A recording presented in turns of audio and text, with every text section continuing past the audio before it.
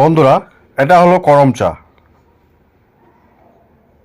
আমরা ছোটবেলায় পড়েছি লেবুর পাতা করম চা, যা বৃষ্টি ঝরে যায়, সেই করম চা ফল।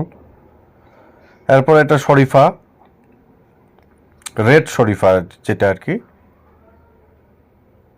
আর এখানে দেখা যাচ্ছে পেঁপে পাড়া হচ্ছে। এই যে দেখেন, পেঁপেটা অনেক সুস্বাদু হবে নিশ্চয়ই।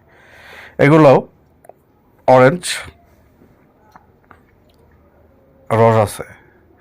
এগুলো হলো রেড ডেটস, খেজুরের মতো একটা ফল। খেতে নাকি অনেক সুস্বাদু এবং অনেক দামি।